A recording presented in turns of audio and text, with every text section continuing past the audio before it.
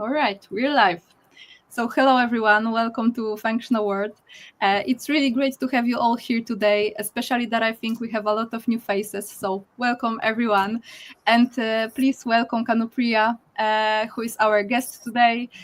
You might already know her from her previous session, but today she's coming back with a different topic about AI. And I think you know Kannupriya already because she's very visible and active in the Scala community and so on. But still, if you didn't have a chance, Kanu has over 10 years of experience in functional programming. He has done a lot of mentoring sessions, spoken at different conferences around the world. And now she's working on something really, really cool, LLM-first. It's a type-safe Scala-first toolkit for AI development. Definitely something worth to check out. But you will see by yourself at today's sessions. So yeah, we are waiting for that. And before we jump into this topic, I have a really quick announcement about the upcoming Scala Days 2025. Because as you probably know, Scala Days in Lausanne, Switzerland, in the very heart of Scala, are coming up on August 19 to 21, and tickets are going very fast, actually. So if you haven't got yours yet, thanks to our friends at Scala Center, we got a discount for you. So you can still spend some nice time in Switzerland, beautiful Switzerland, with your Scala friends at Scala Days. And all you need to do is reach out to me. I will drop my contact details in the chat. So I will be happy to proceed with all the discount things and tickets and so on and so on. So looking forward to hearing from you. And well, that's it from my side. And Kanu, let's start whenever you're ready. Thank you so much. Yeah, that was a very, very wonderful introduction. And I think everyone can see my slide deck. So yeah, I'll start now. So what does the future of programming look like? So that's what we are going to ponder on here. Is it all LLMs generating terrible, unmaintainable Python scripts? So we know that LLMs are changing the world, whether it is for the better or not. It's not up to us. So, welcome everyone. I am absolutely thrilled to have you all here today as we embark on this exciting journey into the world of Gen AI. And today we'll explore how LLMs can help us write structured, maintainable Scala code. Scala has so much potential in AI driven development, and this talk we are going to uncover why it's a game changer. A big shout out to Matilda and thank you to Scala C for hosting this event in Gdansk, Poland. Your support truly means the world. Let's dive deep now into this fascinating topic and spark some great conversations around the future of software. And thanks again for being here. Let's get started. So it's time to set the stage now. Gen AIs, particularly LLMs, are reshaping industries by making complex problem solving more accessible to anyone and everyone. AI is advancing rapidly with LLMs at the heart of this revolution. These models are driving automation in coding, decision making, and natural language processing tasks. But in the world of AI development, Python has been the dominant language. Why? Because for a long time, Python has been the language of data science and machine learning. It has a vast ecosystem of AI ML tools. However, Python is not without its shortcomings: lack of type safety, runtime errors, and scalability issues being some of the really biting ones.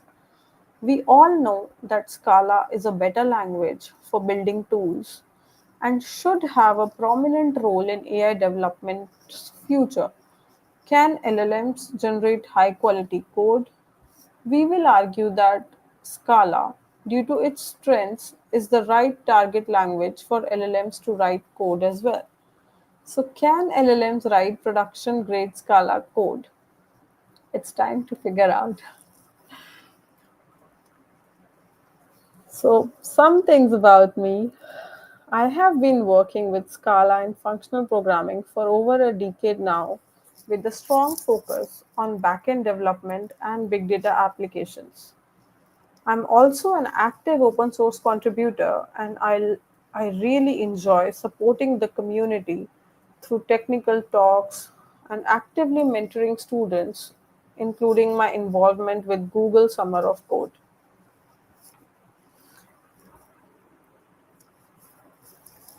So, here's our roadmap for today's discussion. We'll start with the brief introduction to GenAI and LLMs, explore how software engineering agents work, discuss why Scala is uniquely suited for AI driven development, introduce my very own LLM Forest, a Scala first AI toolkit, and by the end, I hope you'll walk away with a fresh perspective on AI in Scala. Time to dive into how LLMs actually work. LLMs, in very simple terms, can be thought of as word guessers. Given a sentence, they try to guess what the next word should be. For example, when I say once upon a, what comes next in your mind? Once upon a time. They, so LLMs are surprisingly good at this. In fact, they are so good at the next word prediction and storytelling that we can even get them to write code one word at a time. Impressive, right? Modern LLMs like OpenAI's GPT or Anthropic's Claude are trained on massive amounts of data and use deep learning techniques to generate human like responses. They can be used in various ways, such as zero shot prompting, which actually means the ability to perform tasks without prior training on specific examples. Then, few shot prompting, which is providing a few examples to guide the model towards better outputs. These approaches rely entirely on the input prompt and the model's pre trained knowledge. We can go further by giving LLMs the ability to interact with the world. For example, by calling functions or APIs to fetch information or perform actions. This is known as tool calling. We all are doing this on some level in our day jobs. By allowing the LLM to converse with the environment, we can begin to build agentic systems where the LLM not only responds in conversation but also takes actions. Think of it like a conversation with the support agent. A user is saying, "My laptop is broken." An LLM is responding with, "Have you tried switching it off and on again?" A simple prompt to take an action. And user going by, "Let me try that. It's working now." LLM is going with, "Okay, great. Have a good day," because the things actually worked. But working it out in a conversation form. These agentic loops are incredibly powerful. They enable LLMs to solve a wide range of tasks from generating and running code, making database queries, and calling APIs to debugging errors and optimizing workflows. But here's the question: how do they perform all this in a strongly typed language like Scala? Let's explore that next. Let's focus specifically on LLMs creating software. AI powered development has come a long way. Today, LLMs can assist in writing software at different levels of complexity. Let's break it down. First, there is the simplest level. If I ask an LLM to write me a function that adds two numbers, it can do that easily. It generates a basic function, understanding syntax and logic, but without much context. Next, we have Copilot. We all are really familiar with tools like GitHub Copilot now. These work like supercharged IDEs autocomplete, who predict and suggest the next word, next few lines based on the local context. This is exactly what I was talking about in the previous slide. They make coding more efficient, reducing the boilerplate and catching patterns as we write. They are the ones that, when we add as plugins in IntelliJ, suggest code pop ups like insert me based on what problem we are solving in the IDE. Then we have the third level called agents. This is where things get really, really interesting. Unlike Copilot, agents don't just predict the next line of code, they actively solve problems. Now, that's something humans were doing in past. So, you give them high level instructions and they analyze the entire code base, interact with APIs, generate multiple functions, and even debug their own output. They don't just assist, they take ownership of the solution. If you see logs of an agent at work, you can see how it actively records everything it did with great logging ability to track back if needed. So, what's the key difference? Co-pilots work on a local level. They guess the answer from the local context. Small snippets such as the file you are working on. Agents, on the other hand, operate at a global level. They can explore the entire code base, understanding the bigger context, and make structural changes to the code, then run and actually test them. It's it is game changing.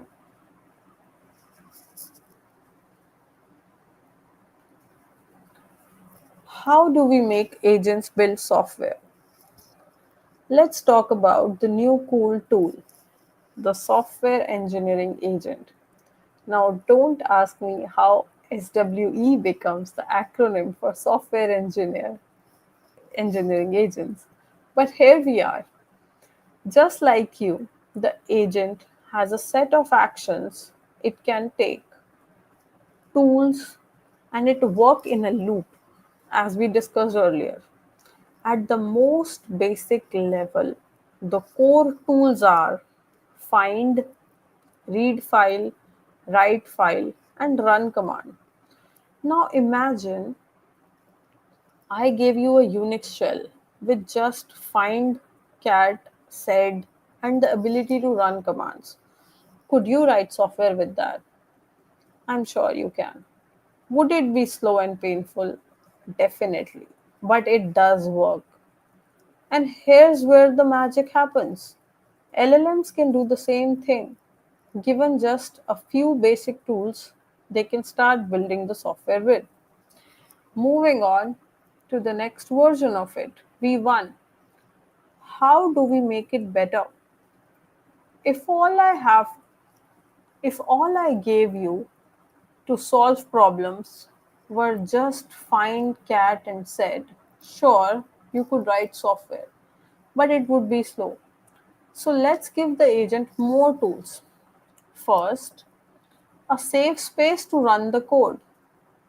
Who here has accidentally run rm-rf at the wrong level?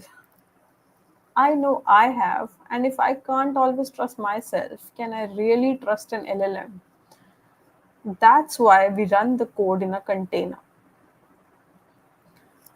Next, let's give the LLM more information. Prompts that include coding standards, best practices, an outline of the repo, so it's not starting from scratch every time. A working memory to keep track of progress and context. Now that's a lot. Now let's give it even more tools. MCP for the win. Tools like Git lets it manage version control, web access to search for documentation or examples, web control like Puppeteer to test the front end, database readers to query data and check state, and the list goes on. It's nearly endless. Do you see the pattern? We are kind of giving it everything that we actually use to do the work. And that's really all you need, an SWE agent. A key innovation in AI powered software development is the SWE Agent Architecture. Think of it as an AI agent that can write, test, and refine its own code. How does it actually work?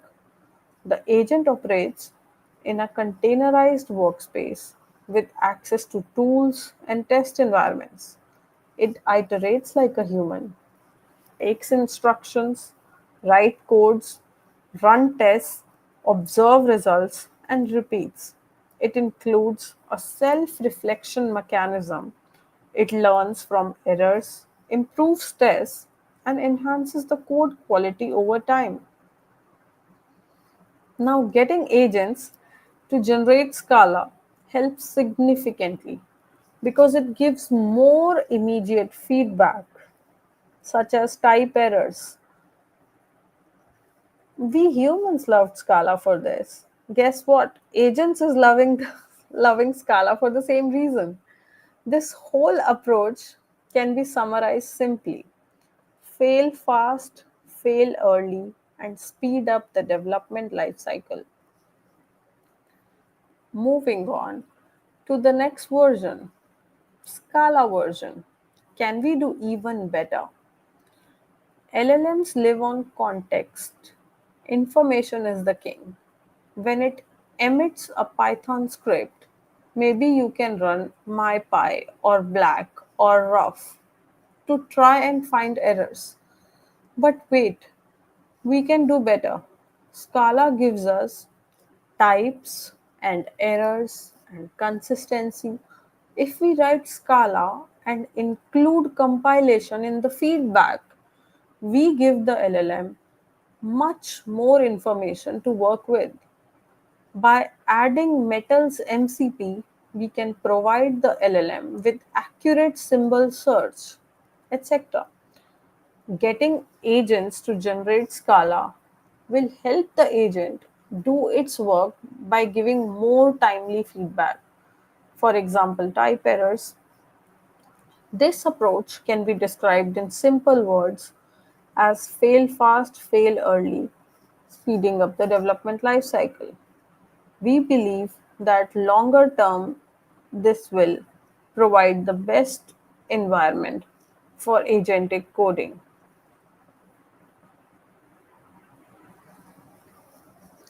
Measuring success. What is SWE Bench? Let's take a quick aside. How do people measure how well agents are doing?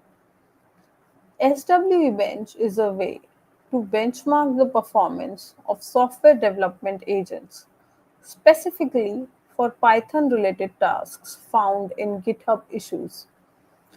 It provides a standardized framework for evaluating how well these agents handle real world issues that developers face. The set of issues used in SWE Bench is focused on Python code problems, and that's why the evaluations are limited to this domain. Agents such as Adder, OpenHands, and Agentless are some of the top contenders that have been tested using SWE Bench. Though SWE Bench is useful, it's worth remembering that it only looks at a subset of possible issues, meaning that these agents might perform differently in other scenarios or on a broader problem set. We know that these agents don't generalize very well yet. They can solve issues, but they are far from perfect. As you can see on the leaderboard here, the performance of these agents is compared based on how many of the test issues they are able to solve.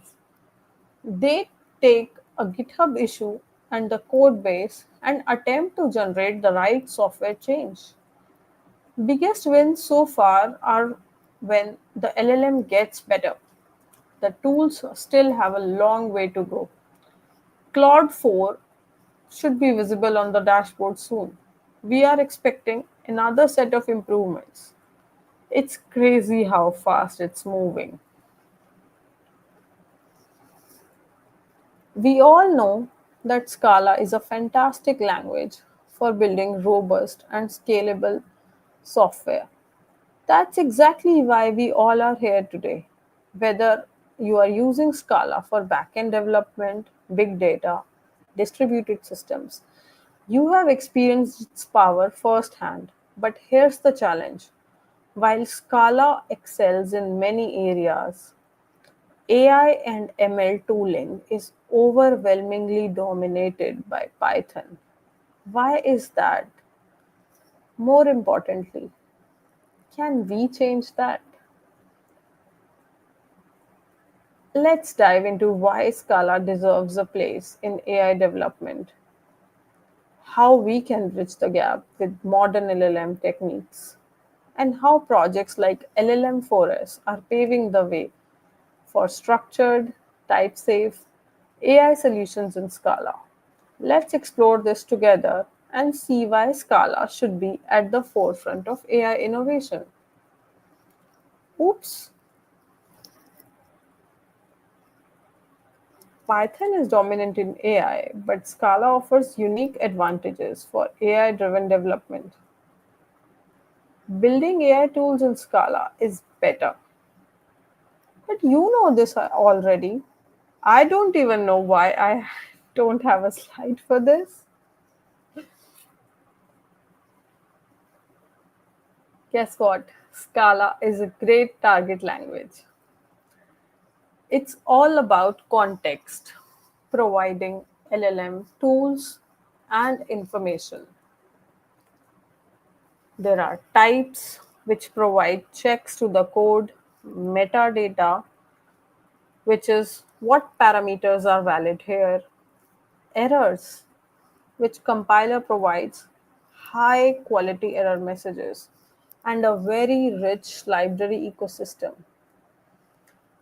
Fail fast, give good feedback. This is what a typed language gives you.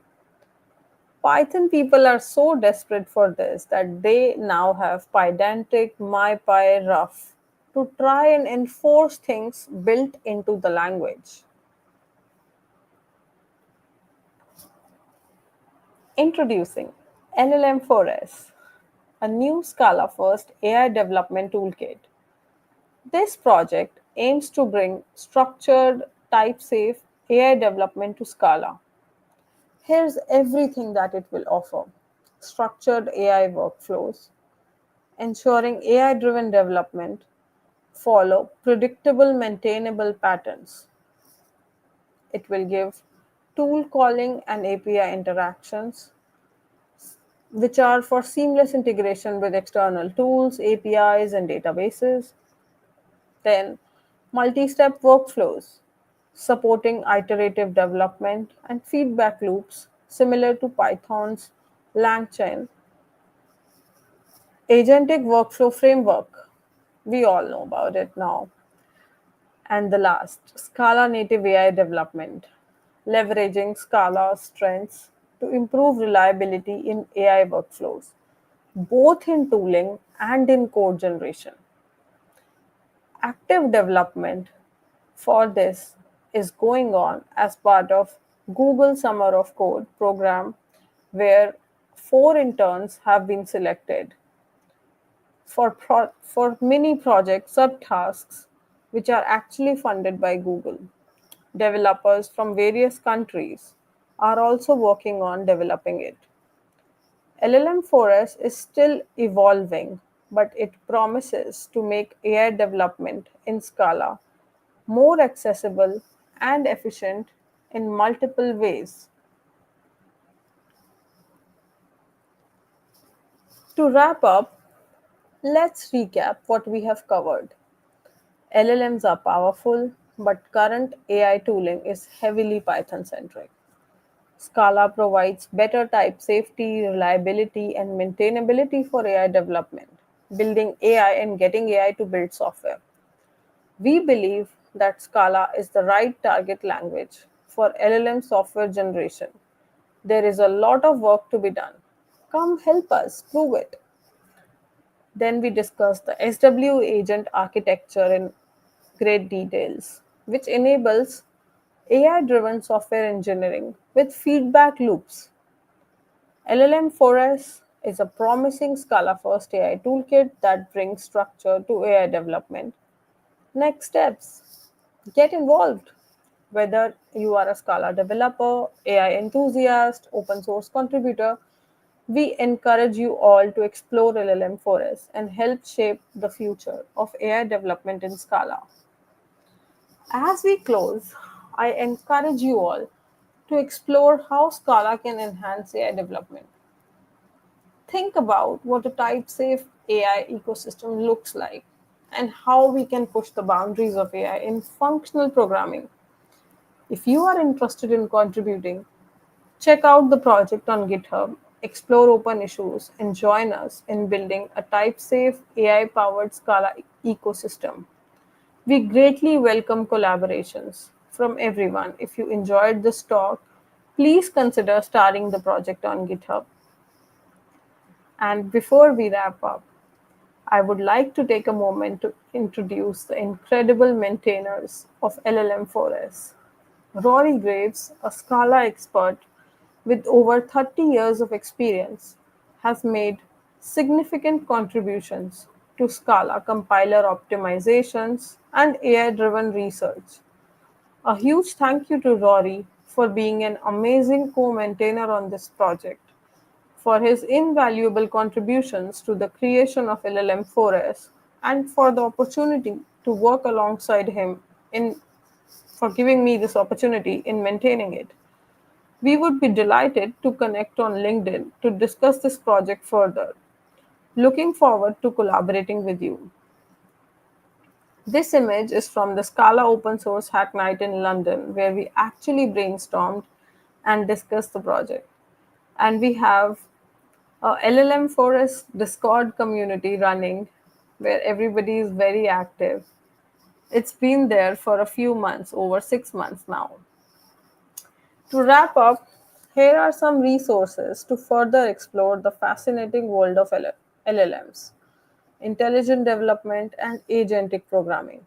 These links provide insights into cutting edge AI advancements, evaluation frameworks, and open source projects that push the boundaries of Gen AI. I encourage you to check them out and continue your learning journey beyond today's session. Thanks again for being here, and thank you for being a fantastic audience. Feel free to reach out, ask questions, and connect on LinkedIn. Let's continue this conversation and work together to shape the future of AI and Scala. Thank you all. Thank you, Kanu. Thank you for the presentation and sharing your knowledge and all the details. I've shared the link to your LinkedIn already, so if someone wants to connect with Kanu and get more information, you can do so. And well, we are waiting for your questions, guys.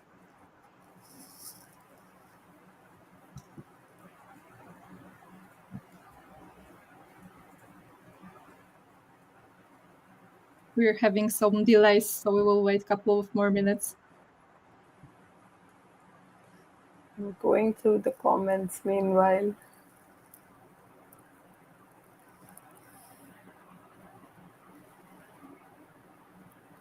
Yeah, Olivier had already the tickets for Scala Days. Oh yeah, you have one question from Olivier. Yes, the answer is yes, Oliver. And I'm very happy that you're coming to Scala Days. Yeah, Kanu is also going, so if Yeah. someone is going as well, you can meet her in person, actually. Yes. All right. Any other questions? Ah, yeah, there is another one. Yes. The answer for this is yes. These are really quick ones. Okay, another one from Guido from Did LinkedIn. you already think about it? Yes, yes. The plans are on.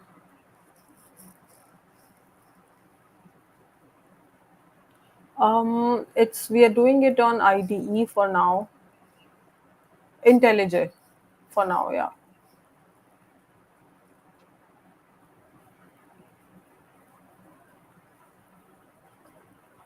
Okay, any more questions?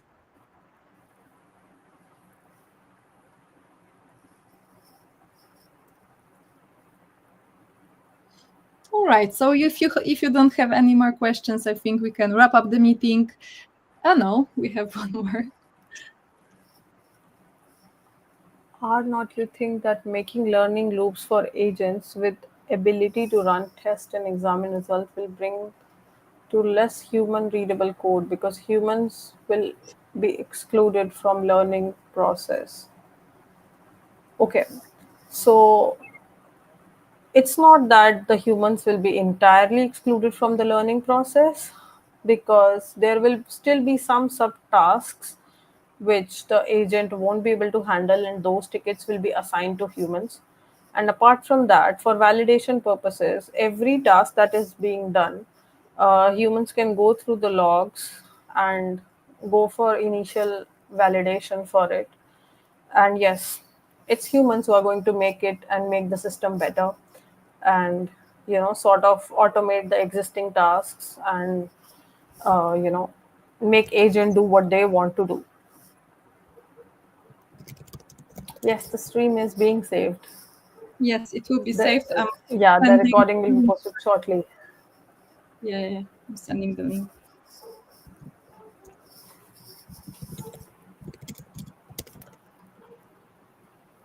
I'm waiting for more questions.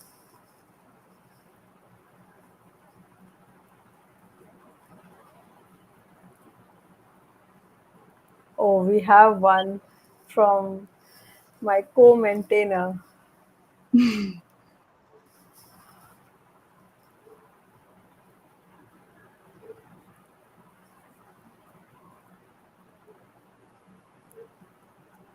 All right, guys. So if there is, okay, one more.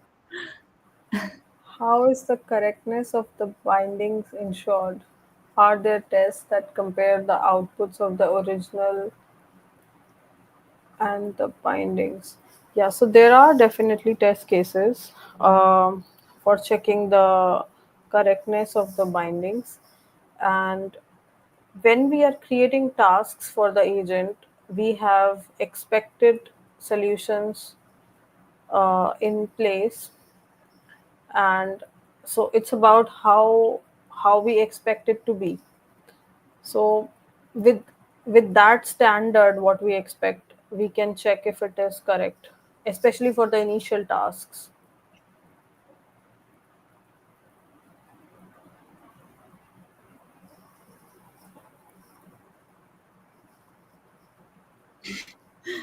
Yeah, I know it wasn't a question, but the live stream will be saved, so people need to know what was going on the chat. So that's why I'm putting it on the screen. And yeah.